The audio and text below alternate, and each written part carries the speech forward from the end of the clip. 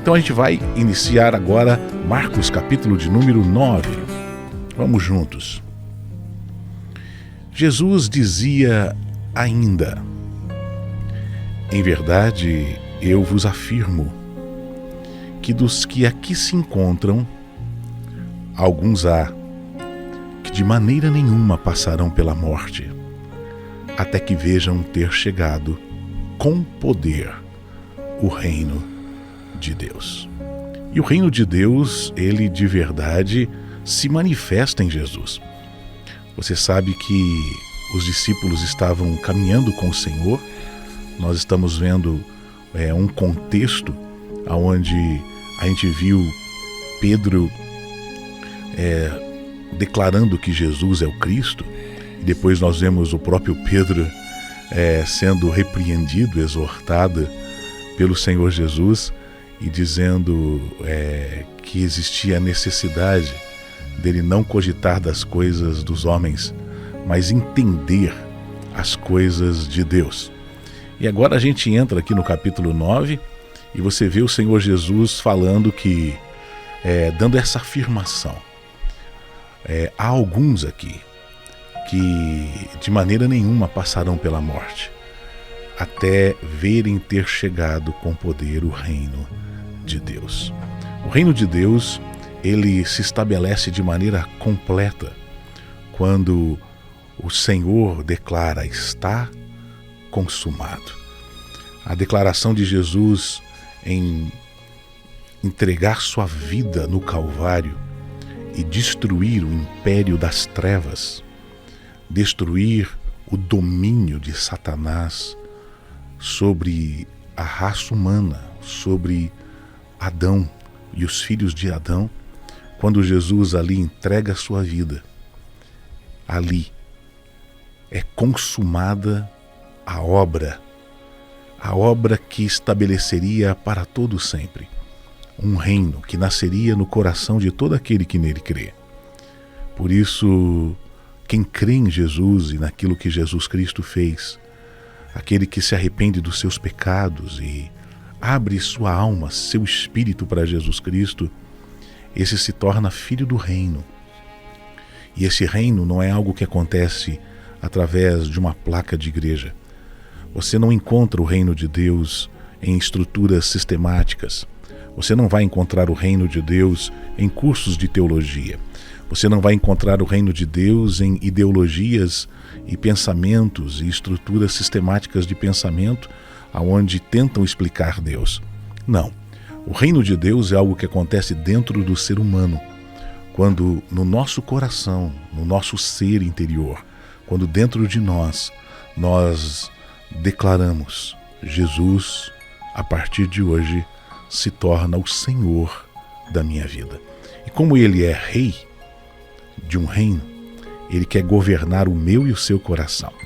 Então Jesus está dizendo: olha, alguns aqui que não passarão pela morte até terem visto chegado com poder o reino de Deus. Aí 6 dias depois de terem tido aqueles acontecimentos, Jesus toma consigo Pedro, Tiago e João e pega esses 3 de maneira especial entre os 12, deixa 9 ali no pé de uma montanha e eles sobem a um alto monte. Este é o Monte Hermon. E ali, diante desses 3 homens, Pedro, Tiago e João, Jesus é transfigurado diante deles.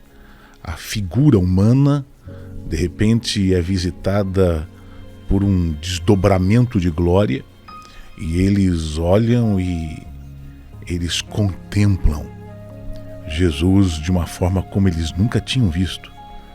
As vestes de Jesus se tornam resplandecentes, sobremodo brancas. Aqui, quando eles estão descrevendo, Marcos está descrevendo a visão que Pedro, Tiago e João, e talvez quem tenha narrado o Evangelho de Marcos para João Marcos tenha sido Pedro. Aqui Pedro está dizendo sobre a glória que ele está vendo E ele, para demonstrar isso, ele diz assim: olha, não tem alguém que consiga fazer com que as vestes de um homem se tornem tão alvas, tão brancas, tão resplandecentes, tão iluminadas, porque o que nós vimos ali foi algo espetacular, foi uma manifestação cheia de glória, não é? Então o texto diz assim: as suas vestes tornaram-se resplandecentes e sobremodo brancas, como nenhum lavandeiro na terra o poderia alvejar. E eles estão, Pedro, Tiago e João, Jesus, nesse alto monte. Jesus está transfigurando-se diante deles, ele está abrindo o seu espírito, ele está se manifestando naquele lugar diante desses apóstolos. E nos céus, diante de todos, aparece Elias junto com Moisés. E esses estão conversando com Jesus. O que é que eles estão conversando com Jesus?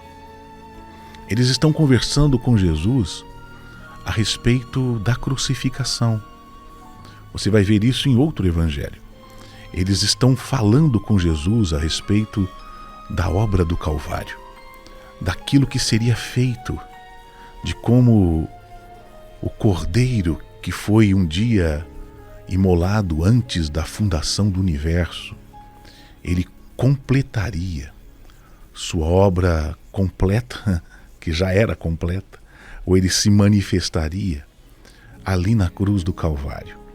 Então, esses seres, Moisés e Elias, entram nesse cenário, sobre essa montanha, e uma nuvem resplandecente de glória, uma nuvem cheia de luz os envolve.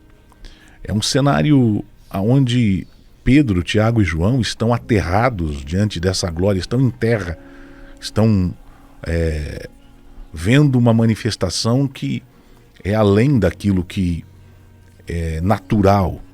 Eles entraram numa dimensão que Jesus entrou, e ao entrar nessa dimensão, essa dimensão celestial, ela se transpõe, ela se transporta para sobre essa montanha, não é?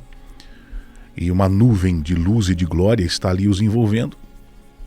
Moisés e Elias falando sobre a cruz, falando sobre o cumprimento da lei e dos profetas, falando sobre todas as coisas sendo realizadas em Jesus, falando sobre todos os planos divinos, todos os mistérios do Altíssimo que seriam revelados quando o Cordeiro de Deus estivesse pregado e sendo imolado naquela cruz. Eles conversam com Jesus sobre isso. Aí Pedro toma a palavra e diz: mestre, como é bom estarmos aqui. Vamos fazer o seguinte, vamos fazer 3 tendas. Uma será tua, outra para Moisés e outra para Elias. Ele nem sabia o que ele dizia, está dizendo o texto aqui, ele nem sabia o que dizer, por estarem tão aterrados. Eles estavam por terra adorando, estavam contemplando. Pedro, de maneira impulsiva, fala o que fala, e veio então uma nuvem que os envolveu, e dessa nuvem uma voz saiu, um trovão, uma voz divina, que falou o seguinte para que Pedro, Tiago e João ouvissem, não é? Isso aqui, Moisés e Elias estão adorando o Cordeiro, estão falando de Jesus e o adorando. Pedro, Tiago e João estão adorando. Jesus está aberto nessa dimensão de glória, e essa nuvem envolve todo mundo, e uma voz diz assim: este é o meu filho amado, a ele ouvi. E de relance, olhando ao redor, ninguém mais viram senão Jesus. É assim que acontece. Eles, como se abrissem os olhos, eles dizem: sumiu tudo, a gente saiu daquela dimensão, voltou. Ou estamos de novo sobre o monte. E eles descem do monte, Jesus dá a eles uma ordem dizendo: não divulguem as coisas que vocês viram, até o dia em que o Filho do Homem vai ressuscitar dentre os mortos. Então Pedro, Tiago e João guardam essa recomendação, mas eles começam a dizer um para com o outro: o que é esse negócio de ressuscitar dentre os mortos? O que é? Eles não tinham a noção do que ia acontecer. E aí eles interrogam dizendo assim: então por que os escribas dizem ser necessário que Elias venha primeiro? Então Jesus lhes disse, eles estão descendo da montanha conversando. Então Jesus lhes disse: Elias, vindo primeiro, restaurará todas as coisas. Como, pois, está escrito sobre o Filho do Homem, ele também sofrerá muito e será aviltado. Mas eu quero que vocês saibam, é Jesus falando com eles descendo do monte, eu quero que vocês saibam o seguinte: Elias já veio. Veio através, não é que Elias encarnou em João.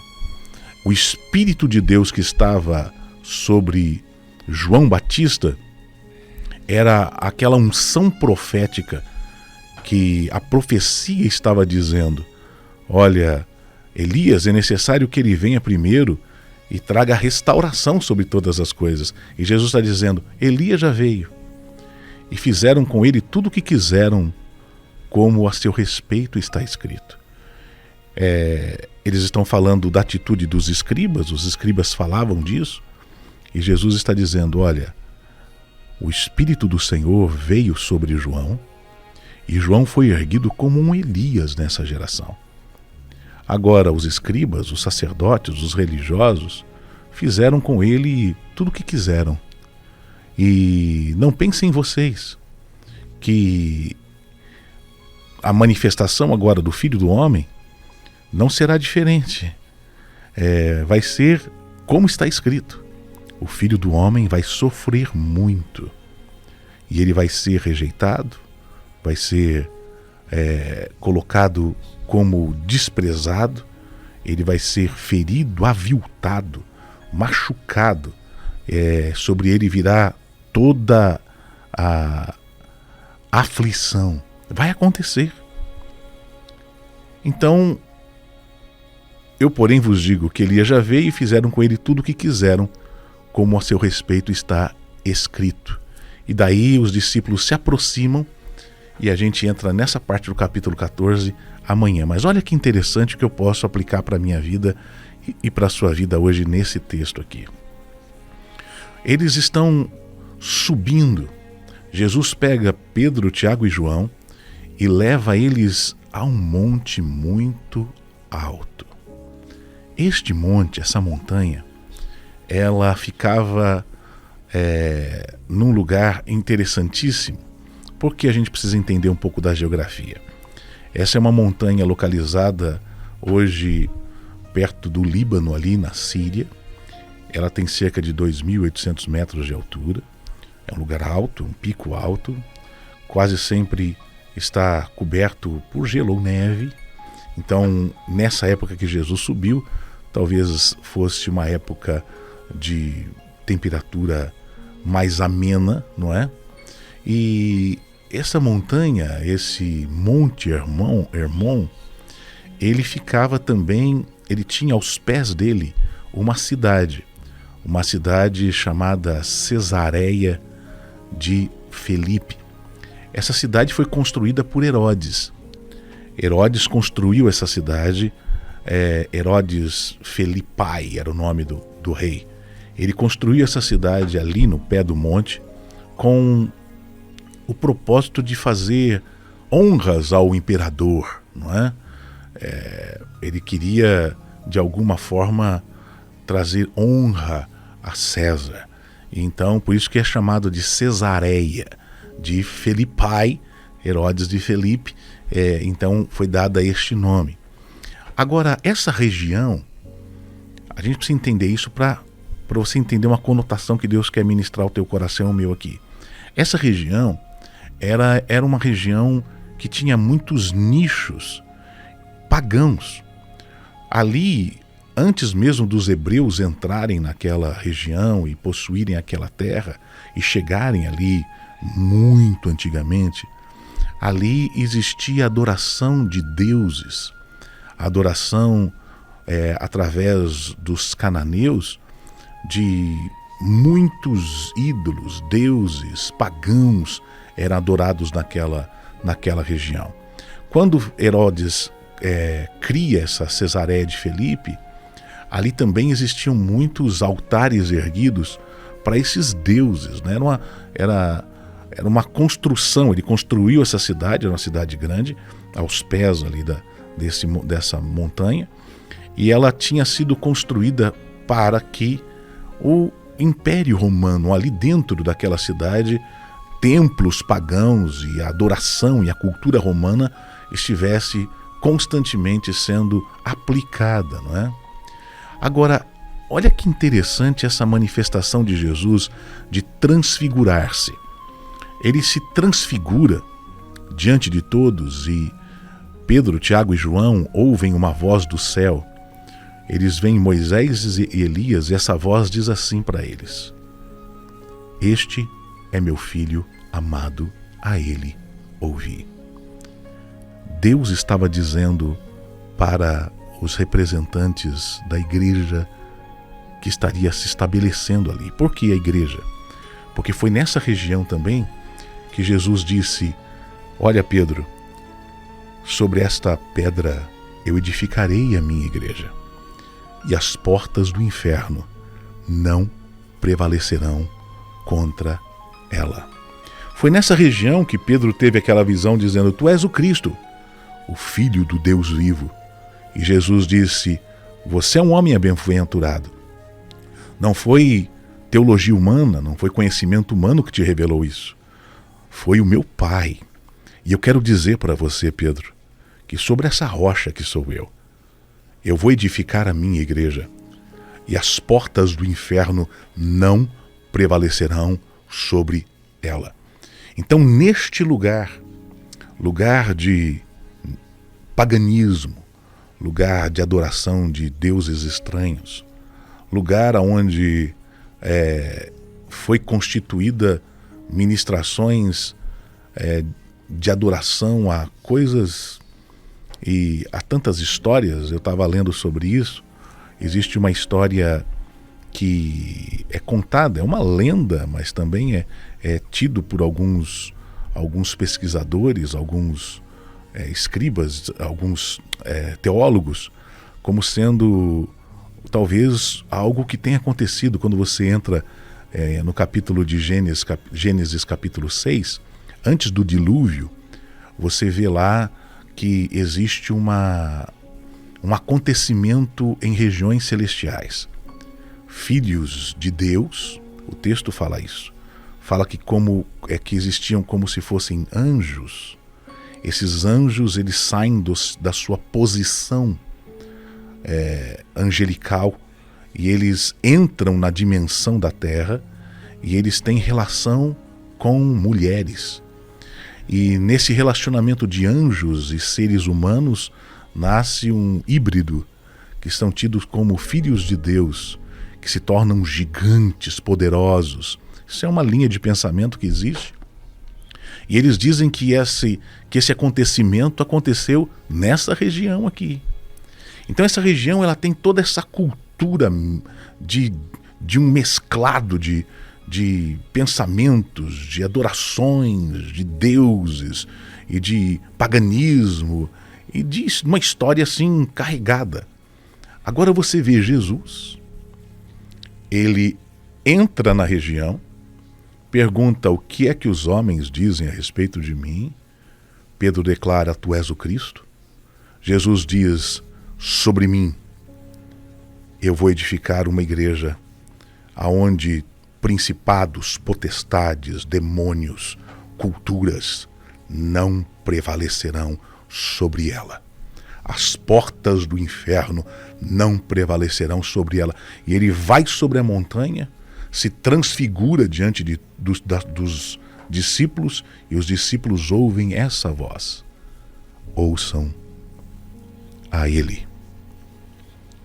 Vocês não têm que ficar ouvindo Moisés e Elias. Vocês têm que ouvir o que Jesus tem para revelar. Porque a revelação de Jesus é aquela que os céus desejam implantar sobre o reino dos homens.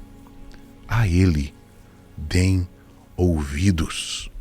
Isso é algo tremendo, porque aí você vai ver que eles estão descendo a montanha, o cenário muda, eles estão descendo a montanha e eles começam a questionar Jesus, dizendo: mas Senhor, os escribas dizem que é necessário que venha Elias. E Jesus diz: Elias já veio.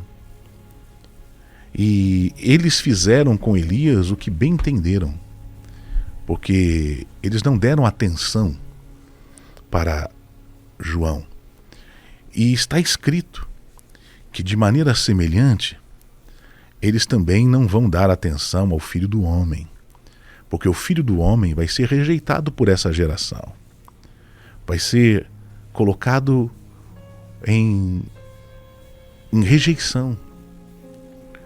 Agora, olha que interessante que é isso, porque a gente está tendo nesse quadro a revelação de Jesus como sendo aquele que é aprovado por Deus, e o próprio Deus falando a respeito dele para a igreja e dizendo: prestem atenção neste, porque este é o meu filho amado, e nele eu tenho prazer e vocês devem ouvi-lo.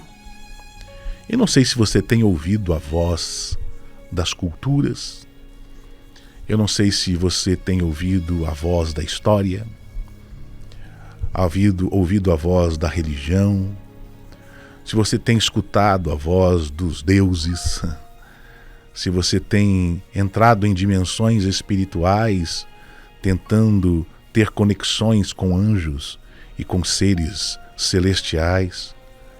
Olha, o que eu sei é que foi nos deixado essa revelação, que Jesus é aquele que tem uma soberania e um governo, que governa sobre todas as dimensões, e que Moisés, Elias, eles anunciaram a vinda desse cordeiro, que um dia seria imolado na cruz do Calvário para realizar todo desígnio de Deus.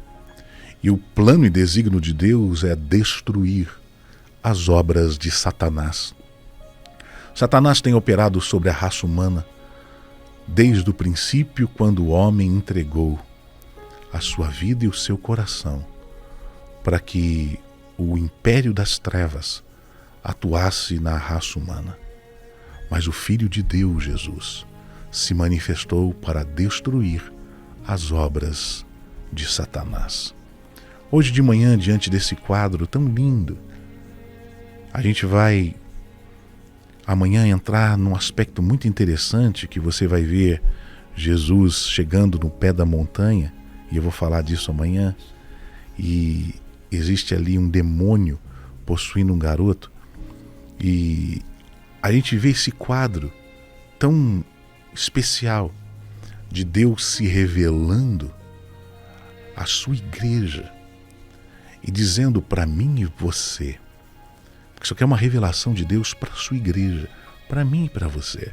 Deus dizendo: olha, ouçam Jesus, aprendam dele, creiam nele, escutem o que ele tem para falar, deem atenção a ele, porque ele é o soberano sobre todas as coisas.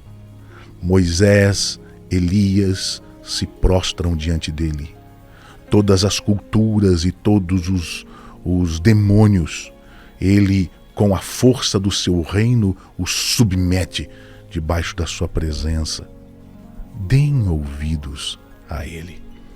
Que o Espírito de Deus possa abrir os seus ouvidos, abrir o nosso entendimento e possamos hoje de manhã contemplar Jesus, aquele que tem para nós um caminho de vida. Deixa eu orar por você. Pai, como é gostoso meditar na Tua palavra. Ela nos fala de quem Jesus é. E nós acreditamos nas Escrituras e acreditamos no Senhor como nos é revelado pelo Pai. Queremos abrir o nosso espírito e o nosso coração e pedir que a Tua presença possa se manifestar sobre todos nós. E queremos render a Ti todo o senhorio, toda a honra, toda a glória e todo o louvor. Abençoa os meus ouvintes, traz sobre eles a Tua paz e a manifestação do Teu reino, em nome de Jesus e para a glória do Teu nome. É o que eu te peço, meu Senhor. Amém e amém.